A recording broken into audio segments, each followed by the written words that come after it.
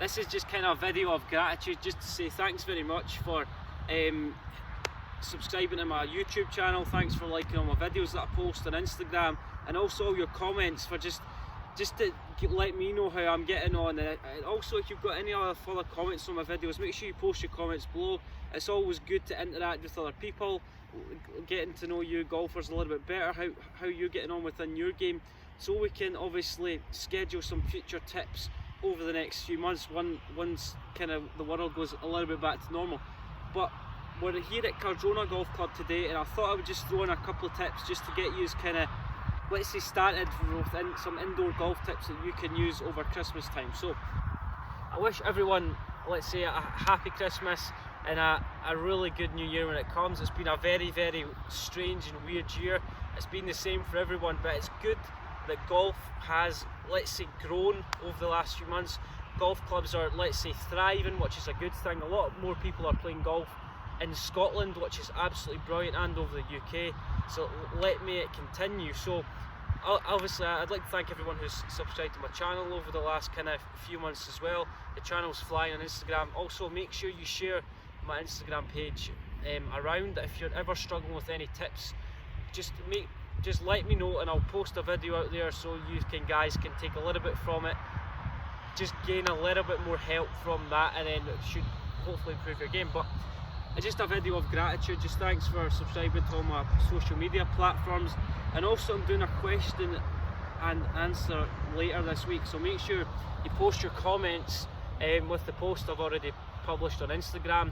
Just fire me a question if you're struggling, if you're, let's say, if you're bored over the next few days. Just post a comment below and I'll cover that in the video. So today we're at Cardrona Golf Club, and what we're going to talk about is a couple of simple tips that, let's say, you can implement within your iron play to hopefully improve your iron play if you get the chance to practice over the festive period. If you're not sitting in front of the couch watching a few Christmas films, enjoying a few beers, a few wines like you normally would at this time of year, then use the time wisely, just to try and distract yourself and use a couple of drills. So what we want to talk about when we're hitting an iron shot, it's really important to kind of have an understanding of what you're doing. And the first thing I always ask golfers who come for lessons and who are struggling with iron play is, what is your concept? That's the biggest thing that we need to kind of stick to. And the first thing I always ask golfers who come for lessons and who are struggling with iron play is, what is your concept? That's the biggest thing that we need to kind of stick to. And the concept sometimes is a little bit off. So if your concept's a little bit off, then the actual action of the shot can be a little bit difficult. So things I always say to golfers who are relatively new to the game is, what we need to do is we need to understand where the club's striking the ground. That's the most important part. I see a lot of golfers who, if my hand's the golf ball, the tendency is the club strikes the ground a little bit too early before the golf ball. That's called low point control, which has a big effect on the position of the club's travelling in, and also the club face. So if we can control that in a way that's dictated through ball position and weight transfer. But anyway, all we're talking about today is where the club's striking the ground. So what when you feel like when you're hitting an iron, our low point, so where the club strikes the ground, has to be a little bit ahead of the golf ball. We don't, if it starts moving back behind the golf ball, that's where our angle attack's a little bit too shallow. That's the term I use when we don't take much of a divot.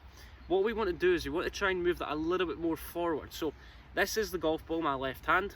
What we're trying to do is we're trying to hit the golf ball, and then we're trying to take a little bit of a divot after impact. The way we do that is we need to get the hands, so the handle of the golf club, let's say we're gripping the club, we need to get our hands a little bit more ahead of the golf ball. And the way we do that is we need to feel like when we get to the top of the backswing, we're just getting a little bit more pressure left. So we need to get a little bit, it's almost as if we're standing on quicksand and our left foot's just kind of sinking into the ground. That's the analogy I use for golfers who are struggling with, let's say, a concept to understand how to get the club to strike the ground after impact. That's called, let's say, a descending blow. It's called hitting down. But also the term I like to use is we're making ball then turf contact. So let's hit a shot and put that into practice. So what we tend to see is golfers who have a little bit of a low point control issue, the tendency is sometimes they have a little bit too much weight behind the golf ball, and the ball position could be a little bit too far forward. So we don't want to have the ball position a little bit too far forward in our feet. The ball kind of just sits kind of in the middle of our chest. the zip on your jacket is a good reference point to use, kind of right in the middle with 7 iron is a good reference point. And as you start going longer irons, the ball just gradually starts to move forward.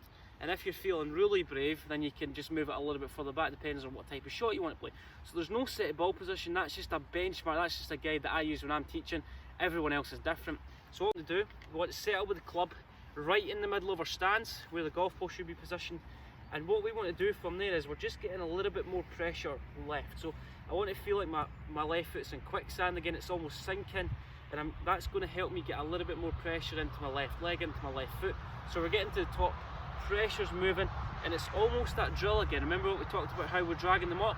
If you're a golfer who helps the golf ball up in there, and the club strikes the ground before the golf ball, then you're not going to be very good at dragging them up. So I'm just going to set up back a little bit here, ball in the middle, and I want you to feel like we're getting into an impact position. So we're going from a dress position into an impact position, our hips are opening up, our pressure moving left, and then we're just dragging them up. That's the drill to use. So if you're cleaning over the festive period, and let's say you're fed up cleaning, we all get fed up of cleaning or fed up of doing things now and again.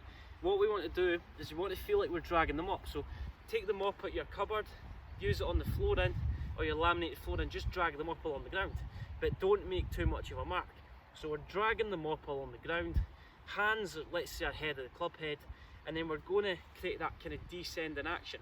Remember, dragging them up is a good drill to use if you're, let's say, relatively new to the game, or you're struggling with a concept to focus on. So what we need to do is we need to control a low point. So where the club strikes the ground, if it's moving too far back, just check your ball position. If it might be a little bit too far forward, also weight position might be a little bit too far back. Move it a little bit further back if you're struggling. Feel like you're getting a little bit more pressure left.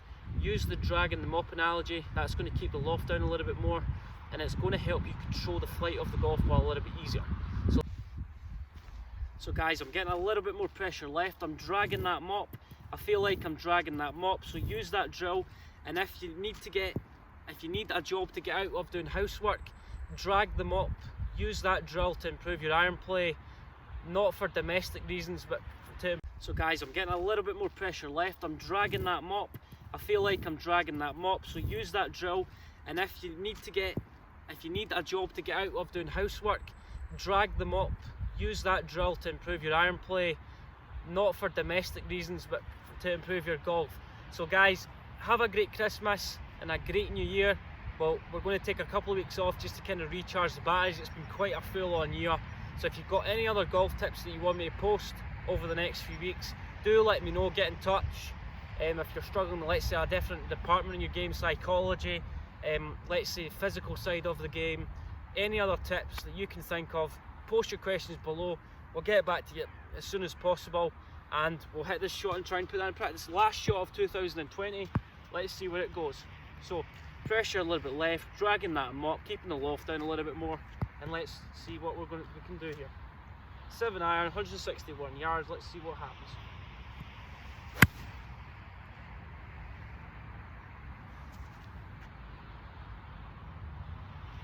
Almost in that position. Have a great time, guys. We'll see you next year. Good luck, stay safe, and we'll see you next year. Thanks for listening.